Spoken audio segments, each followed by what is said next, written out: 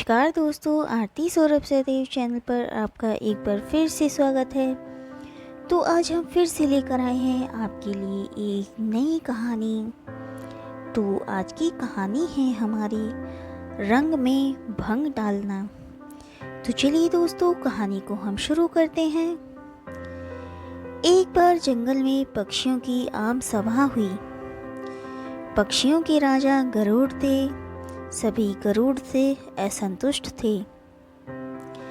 मोर की अध्यक्षता में सभा हुई। मोर ने भाषण दिया, साथियों, गरुड़ जी हमारे राजा हैं, पर मुझे ये कहते हुए बहुत दुख होता है कि उनके राज में हम पक्षियों की दशा बहुत कम हो गई है। उसका यह कारण है कि गरुड़ जी तो यहाँ से दूर विष्णु लोक में विष्णु जी की सेवा में लगे रहते हैं। हमारी ओर ध्यान देने का उन्हें समय ही नहीं मिलता। हमें इन समस्याओं को लेकर फरियाद करने जंगली चौपाइयों के राजा सिंह के पास जाना पड़ता है। हमारी गिनती न 3 में रह गई है और न 13 में। अब हमें क्या करना चाहिए, यही विचारने के लिए यह सभा बुलाई गई है। हुदहुद ने प्रस्ताव रखा, हमें नया राजा चुनना चाहिए जो हमारी समस्याएं हल करे और दूसरे राजाओं के बीच बैठकर हम पक्षियों को जीव जगत में सम्मान दिलाए। मुर्गे ने बांग दी कुकड़ों को, मैं हुदहुद जी के प्रस्ताव का समर्थन करता हूँ। चील ने जोर की सीटी मारी, मैं भी सहमत हूँ।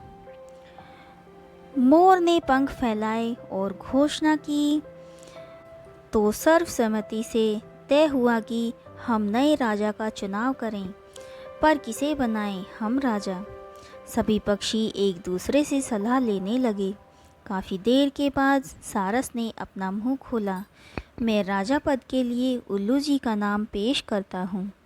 वे बुद्धिमान हैं, उनकी आंखें तेजस्वी हैं, स्वभाव अति गंभीर है, ठीक जैसे राजा को शोभा देता है।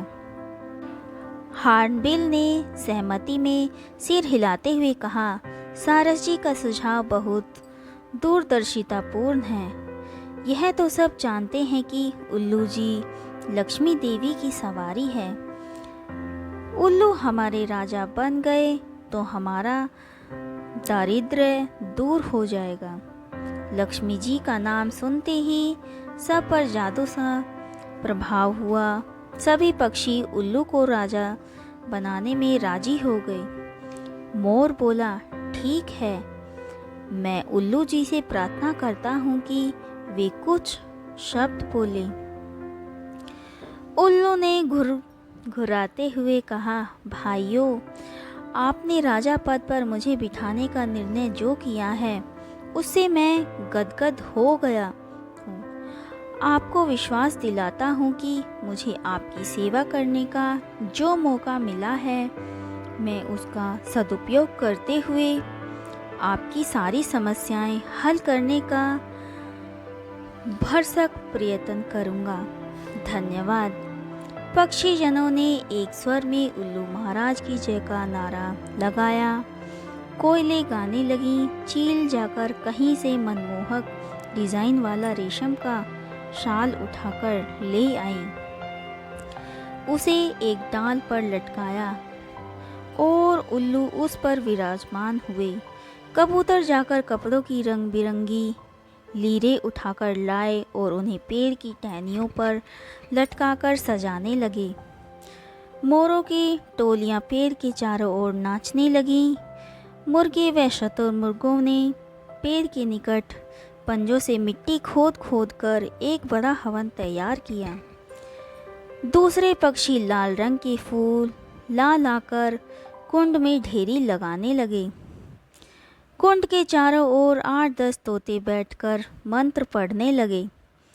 बया चिड़ियाओं ने सोने व चांदी के तारों से मुकुट बुन डाला तथा हंस मोती लाकर मुकुट में फिट करने लगे। 2 मुख्य तोते पुजारियों ने उल्लू से प्रार्थना की, हे पक्षी श्रेष्ठ, चलिए लक्ष्मी मंदिर चलकर लक्ष्मी जी का पूजन करें। निर्वाचित राजा उल्लू तोते पंडितों के साथ लक्ष्मी मंदिर की ओर चल पड़े। उनके जाने के कुछ क्षण पश्चात ही वहाँ कौवा आया। चारों ओर जश्न सा माहौल देखकर वह चौंका। उसने पूछा, भाई यहाँ किस उत्सव की तैयारी हो रही है? पक्षियों ने उल्लू के राजा बनने की तैयारी बताई। कौवा चीखा, मुझे सभा में क्यों नहीं बुलाया गया? क्या मैं पक्षी नहीं? मोर ने उत्तर दिया, यह जंगली पक्षियों की सभा है। तुम तो अब जाकर अधिकतर कस्बों व शहरों में रहने लगे हो, तुम्हारा हमसे क्या वास्ता? कौवा उल्लू के राजा बनने की बात सुनकर जल भुन गया था। वह सिर पटकने लगा और कां कां करने लगा। अरे तुम्हारा दिमाग खराब हो गया है? जो उल्लू को राजा बनाने लगे वह जूते खाकर जीता है, और यह मत भूलो कि उल्लू केवल रात को बाहर निकलता है। अपनी समस्याएं और फरियाद लेकर उसके पास जाओगे, दिन को तो वह नहीं मिलेगा। कोई की बात का पक्षियों पर असर होने लगा। वे आपस में कानाफूसी करने लगे कि शायद उल्लू को राजा बनाने का निर्णय कर उन्होंने गलती की है। धीरे धीरे सारे पक्षी वहाँ से खिसकने लगे। जब उल्लू लक्ष्मी पूजन पर तोतों के साथ लौटा तो सारा राज्याभिषेक स्थल सूना पड़ा था। उल्लू घूंघाया, वह सब कहाँ गए? उल्लू की सेविका खंडरिच पेड़ पर से बोली, कौवा आकर सबको उल्टी पट्टी पढ़ा गया, सब चले गए, अब कोई राज्याभिषेक नहीं होगा। उल्लू चोंच पीस कर रह गया। राजा बनने का सपना चूर चूर हो गया। तब से उल्लू कौवा का बैरी बन गया और देखते ही उस पर झपटता है। तो दोस्तों, इस कहानी से हमें यह शिक्षा मिलती है कि कई में दूसरों के रंग में भंग डालने की आदत होती है और वे उम्र भर की दुश्मनी मोल ले बैठते हैं। तो दोस्तों, आज की कहानी आपको हमारी कैसी लगी हमें कमेंट करके ज़रूर बताएं। अगर आपको हमारी कहानी पसंद आई हो तो उसे ज़्यादा से ज़्यादा लाइक और शेयर करें और हमारे चैनल को सब्सक्राइब करना ना भूलें।